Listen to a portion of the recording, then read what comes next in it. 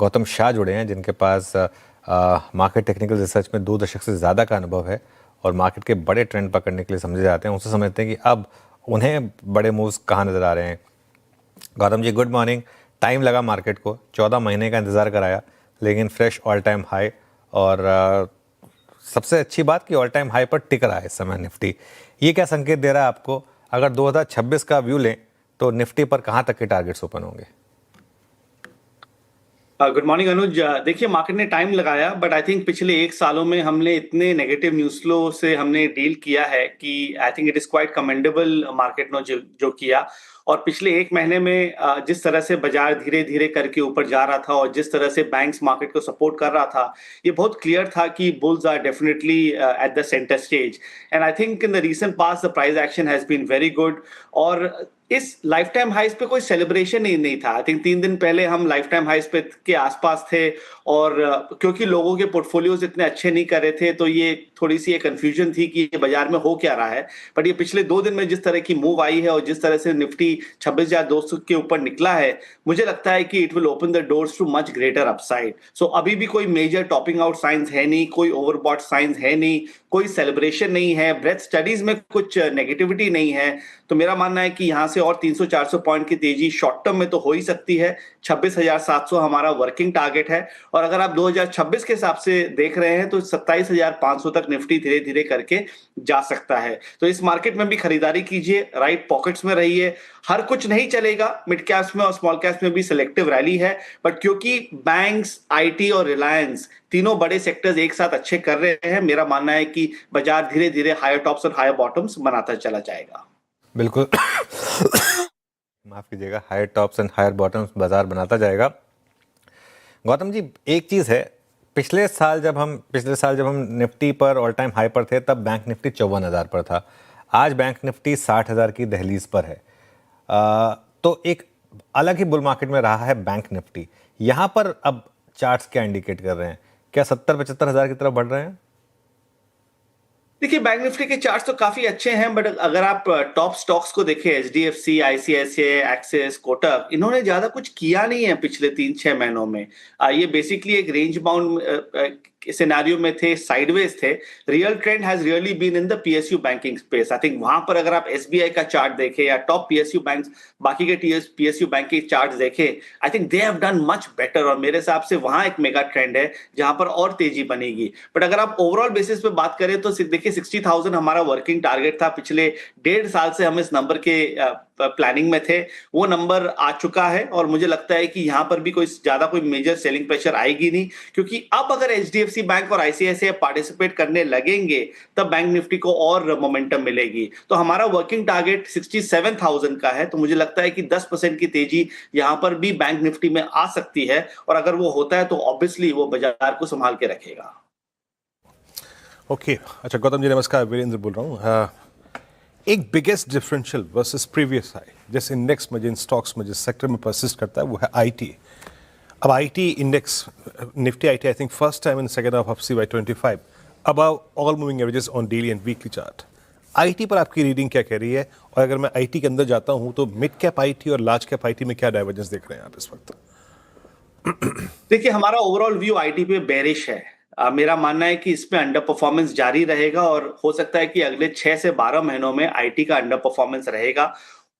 ये काफी sector oversold हो गया था, इतना बड़ा डिबेट था एआई के चलते, उसके कारण हम ये रिकवरी देख रहे हैं, पर मुझे लगता नहीं है कि ये सस्टेन कर पाएगा। मेरे हिसाब से ये एक टेम्पररी रिकवरी है। हो सकता है कि इंडेक्स यहाँ से 3-4% और बढ़ जाए, बट अगर आप इसके वीकली और मंथली चार्ट्स देखें और अगर आप उसको कंपेयर करें वर्सेस यूएस मार्केट्स, मेरा मानना है कि Indian IT companies and Indian IT index will underperform over the next 6 to 12 months. So यहाँ पर you can take a seasonal trade, but एक structural trade मत लीजिए। अगर आपको structural trade लेना है जो थोड़ा से मल्टी वीक और मल्टी मंथ के हिसाब से है, तो आप मेटल्स में रहिए, पीएसयू में रहिए, बैंक्स में रहिए, सेलेक्टिव ऑटो कंपनीज में रहिए, वहां मेरे हिसाब से ज्यादा बड़ी अपॉर्चुनिटी है।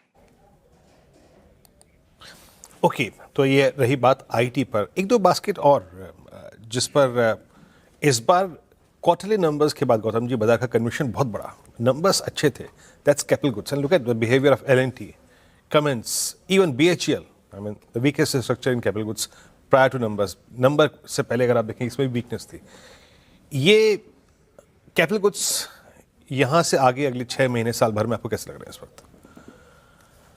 देखिए, कैपिटल गुड्स सेक्टर 15 महीने के कंसोलिडेशन से निकल रहा है, तो आई थिंक और इस 15 महीनों के पीरियड में अर्निंग्स तो काफी अच्छे रहे हैं। अगर आप कमिंस इंडिया को देखें, I think it has been probably one of the best performers. L&T मेरे हिसाब से is a proxy to the India story, हमारा फेवरेट रहा है for a very long period of time, not a recommendation.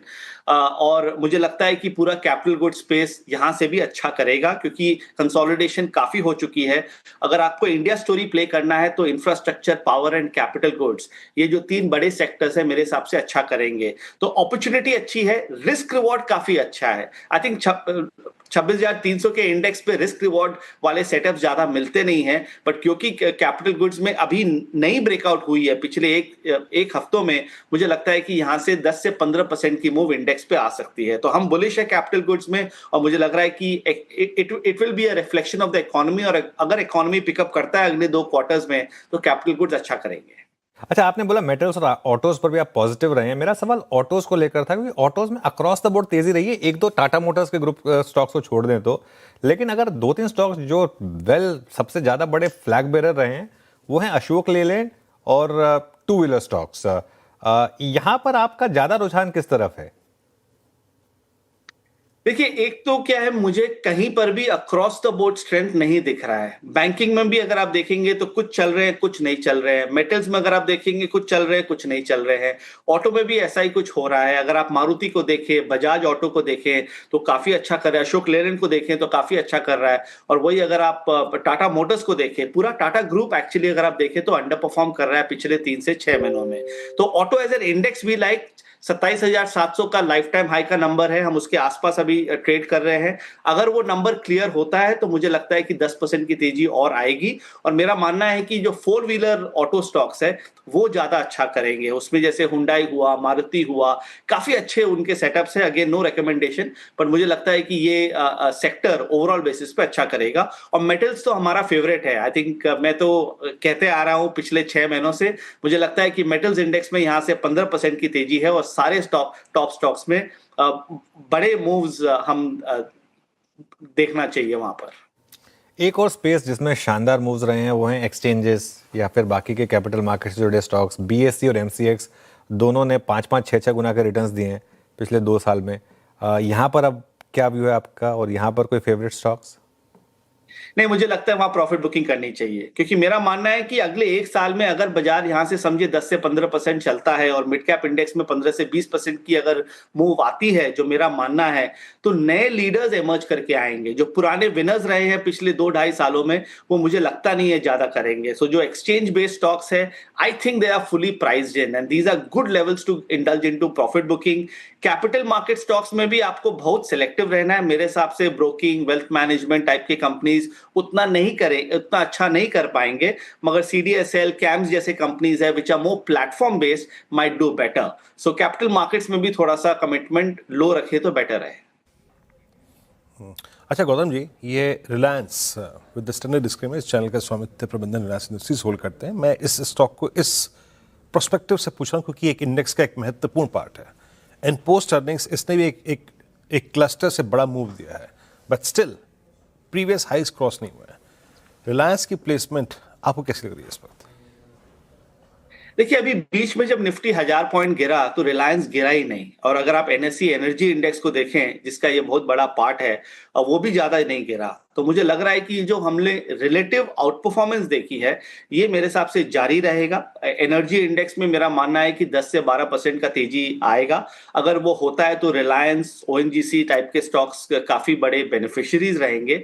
और क्योंकि रिलायंस 10-12% इंडेक्स का है, अगर वो स्टेडी भी रह जाए और उसमें अगर थोड़ी भी अगर स्ट्रेंथ आ जाती है, तो पूरा मार्केट को सपोर्ट अच्छी तरह से करता है। तो मेरा मानना है कि एनर्जी इंडेक्स अच्छा करेगा, और जैसे मैंने कहा यहां से 10 से 12% की तेजी है, तो you can expect the same for the stocks to.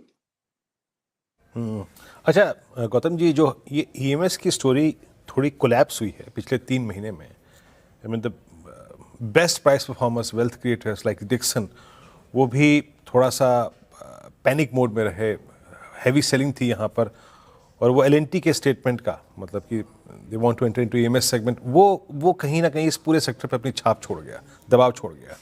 EMS में अभी कोई रिवर्सल आप सीरियस एक्सपेक्ट कर रहे हैं?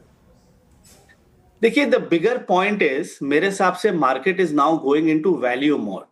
सो पिछले 2 साल में ग्रोथ स्टॉक्स ने काफी अच्छा किया और हम कोई भी पीई को जस्टिफाई कर जाते थे। अगर कोई स्टॉक अगर 60-70 पीई पे है और उसकी अर्निंग्स लगता है कि अगले 5 साल अच्छा करेगी, तो मार्केट उसको वैलिडेट करता था। अब अगर आप देखें तो वैल्यू स्टॉक्स कर रहे हैं। अगर आप निफ्टी में देखें तो SBI has been one of the better performing stocks in the market. So EMS तो मेरे हिसाब से अंडर परफॉर्म करेगा। आई थिंक स्टोरी मोर और लेस प्ले आउट हो चुकी है। Defence, railway, EMS, capital markets जो पिछले 2 साल के इतने बड़े विनर्स थे, मेरे हिसाब से इतना अच्छा कर नहीं पाएंगे। तो नई सेक्टर्स में ज्यादा आउट परफॉर्मेंस मिलेगी। But my bigger point is, this is now a value market, which means कि जो स्टॉक्स जिसके वैल्यूएशंस लिटिल मोर कंफर्टेबल हैं, वो ज्यादा अच्छा करेंगे। अब आप पूछेंगे कि वैल्यू में सबसे टॉप पे क्या है, वो है पीएसयू, क्योंकि पीएसयू अभी भी लो डबल डिजिट अर्निंग्स पे चल रहे हैं। चार्ट्स काफी अच्छे हैं, अच्छे कंसोलिडेशन से निकल के आ रहे हैं। यूएस ट्रेड पॉलिसी से कोई इंपैक्ट नहीं है, इंडिया ग्रोथ स्टोरी का पार्ट है। तो मुझे लगता है कि PSU is going to be one large mega trend for the next 1 year. Gautam ji, बहुत बहुत शुक्रिया आज हमारे साथ जुड़ने के लिए और इन सब टॉपिक्स से बात करने के लिए, specially on such a big day.